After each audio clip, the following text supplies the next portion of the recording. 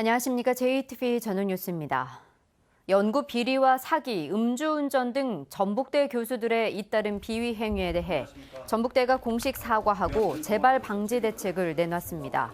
전북대 김동원 총장은 높은 도덕성을 지녀야 할 교수들이 잇따른 비위 행위로 무리를 빚은 점에 대해 책임을 통감한다며 학생들의 추가 피해가 예상되는 사안에 대해서는 직위 해제 등을 통해 수업에서 배제하고 법적 절차에 따라 최대한 빨리 징계위원회를 열어 엄중히 조치하겠다고 밝혔습니다. 김 총장은 또 인권센터를 독립적인 기구로 설치하고 연구감사실의 기능과 인력을 보강해 연구 윤리에 대한 자체 감사를 강화하겠다고 밝혔습니다. 전라북도 장애인체육회가 성희롱, 성폭력 등의 예방 교육을 제대로 하지 않은 것으로 나타났습니다.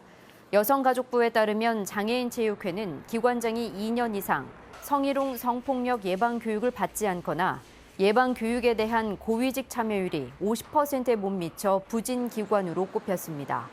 여성체육부는 장애인체육회에 관리자 특별교육과 예방 교육 개선 계획서 제출을 요구했습니다. 기업 투자가 늘면서 새만금 산업단지의 장기 임대 용지가 모자라 추가 확보가 시급한 과제가 되고 있습니다. 새만금 개발청은 땅값의 1% 임대료에 100년간 임대 가능한 장기 임대 용지 수요가 85만 제곱미터에 이르면서 공급 가능한 66만 제곱미터를 넘어섰다고 밝혔습니다. 이에 따라 내년에 공급할 용지를 올해 앞당겨 공급하고 100만 제곱미터를 새로 확보하는 방안을 기획재정부와 협의하고 있습니다. 국토교통부가 분양가심사위원회 위원 명단과 회의록을 공개하도록 주택법 시행령 일부 개정안을 입법 예고했습니다. 국토부의 이번 입법 예고로 자치단체의 아파트 분양가 심사 과정이 투명해질 것으로 기대됩니다.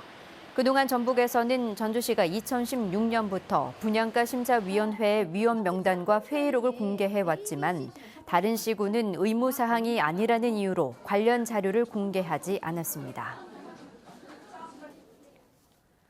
당의 진로를 둘러싼 민주평화당의 내홍이 심화되는 가운데 오는 16일 예정된 의원총회가 고비가 될 것으로 보입니다.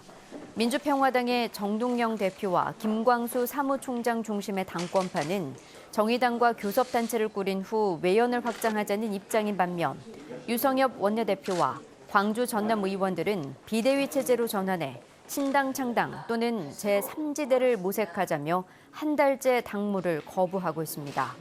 평화당은 오는 16일 심야 의원총회에서 끝장 토론을 통해 진로를 모색할 계획이어서 최악의 경우 분당 사태마저 우려되고 있습니다. 네이버 데이터 센터의 새만금 유치가 추진됩니다. 새만금 개발청은 네이버가 제2 데이터 센터를 경기도 용인에 만드는 걸 백지화한 뒤로 공모 방식을 통해 입지를 다시 선정할 것으로 알고 있다면서 새만금에 유치하는 방안을 논의하고 있다고 밝혔습니다. 네이버는 애초 용인시의 건립을 추진하면서 1,000명의 고용 창출 효과를 기대한다고 밝힌 것으로 전해졌습니다.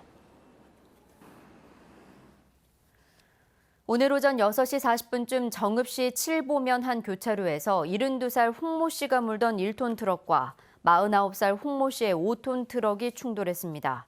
이 사고로 1톤 트럭에 타고 있던 홍 씨 부부 등 3명이 심정지 상태로 병원으로 옮겨졌지만 끝내 숨졌고 5톤 트럭 운전자 홍 씨는 팔에 가벼운 부상을 입어 치료를 받고 있습니다. 경찰은 전멸 신호 교차로에서 두 트럭이 서로 직진을 하다 사고가 난 것으로 보고 정확한 사고 경위를 조사하고 있습니다. 오늘 익산 30.9도, 전주 29.5도 등 대부분 지역이 낮 기온 30도 안팎으로 더웠습니다. 오늘 저녁까지 일부 내륙 지역에는 빗방울이 떨어지겠습니다. 장마 전선이 다시 북상하면서 내일 오전부터 비가 오겠습니다. 비는 모레 오전까지 내리겠고 예상 강수량은 10에서 40mm입니다. 한낮 기온은 24도에서 26도로 오늘보다 4도가량 떨어지면서 더위는 잠시 주춤하겠습니다. JTV 8시 뉴스 예고입니다. 최근 전북대 교수들의 비위 행위가 잇따르자 김동원 전북대 총장이 도민에게 사과하고 재발 방지를 약속했습니다. 정읍의 한 교차로에서 트럭 2대가 부딪혀 3명이 숨지고 1명이 다쳤습니다. 경찰은 전멸 신호 위반 여부를 조사하고 있습니다. 64명의 명의로 종신보험 111건을 계약했다가 수당 등의 명목으로 11억 원을 챙긴 뒤 나중에 보험을 해약한 혐의로 보험 설계사 1명이 구속됐습니다. 허위로 보험 계약을 체결한 64명도 형사 입건됐습니다.